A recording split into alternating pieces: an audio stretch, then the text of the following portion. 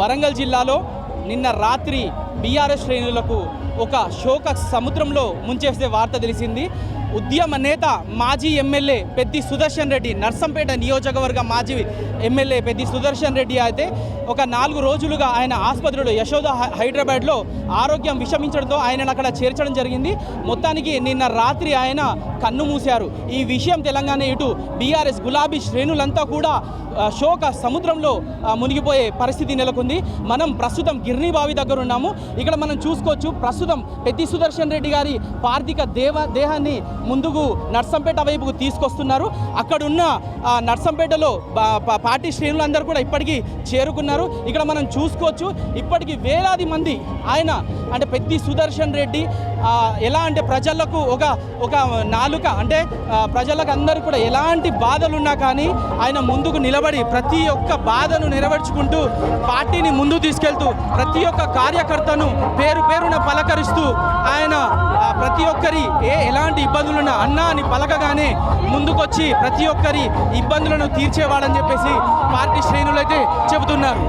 ఇక్కడ మనం చూసుకున్నట్టయితే పెద్ది సుదర్శన్ రెడ్డి గారి పార్థిక దేహాన్ని ముందుకు తీసుకొస్తున్న విజువల్స్ మనం ఇప్పుడు చూస్తున్నాము. వేలాదిగా ఆయన పార్టీ శ్రేణులు కానీ కార్యకర్తలు కానీ ఆయన అభిమానులు కానీ చేరుకున్నారు.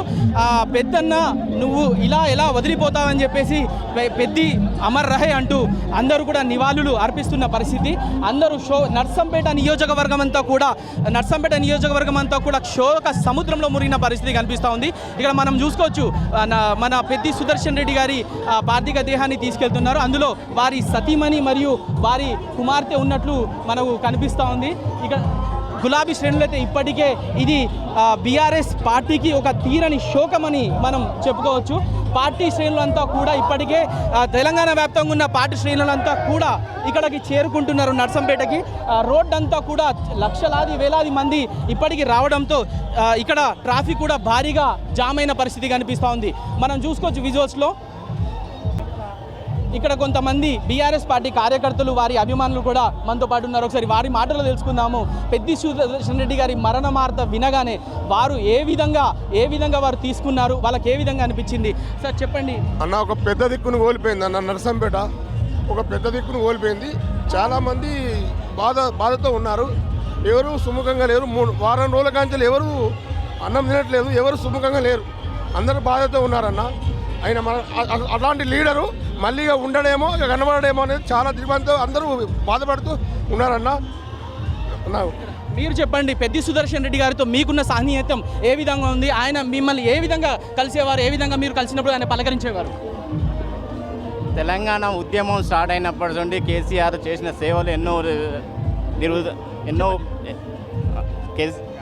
కేసీఆర్ ఉద్యమం ప్రారంభించినప్పుడు ఉద్యమంలో పాల్గొని తెలంగాణ కొరకు స్వయం కృషి చేసి ఎన్నో ఉద్యమ రూపంలో ఎన్నో కష్టాలు ఆటుపోట్లు ఎన్నో ఎదుర్కొని దెబ్బలకు ఆయనకు కుడి కన్ను కూడా దెబ్బతింది. అన్ని ఆటుపోట్లు ఎదుర్కొని ఉద్యమం కోసం తెలంగాణ రాష్ట్రమే ఊపిరిగా భావించి ప్రతి దాంట్లో కష్టాలు ఆటుపోట్లు ఎదుర్కొని ఎదురు పార్టీలను దెబ్బతీసి తెలంగాణ రాష్ట్రం కోసం పోరాడిన వ్యక్తి సుదర్శన్ రెడ్డి. ఇలాంటి వ్యక్తికి మనం ఈరోజు ఈ విధంగా చేసుకోవాలి. సార్ మీరు చెప్పండి, మీకు ఏ విధంగా అనిపిస్తుంది? అంటే ఒక మంచి ఉద్యమ నేతనైతే ఇప్పటికి బీఆర్ఎస్ పార్టీ కోల్పోయిందని చెప్పుకోవచ్చు. దీన్ని మీరే విధంగా చెప్పాలంటున్నారు? 2001 నుంచి మడిమే తిప్పకుండా ఆయన చేసినటువంటి తెలంగాణ ఉద్యమ పోరాటంలో మేము సైతం అన్నట్టు నేను 14 సంవత్సరాలు మండల పార్టీ అధ్యక్షునిగా 26 సంవత్సరాలు ఆయన అనుచరునిగా మొదటి నుంచి చేసినాము. ఈ రోజున ఆయన లేనటువంటి లోటు నర్సంపేట నియోజకవర్గానికే లోటు ఏర్పడింది.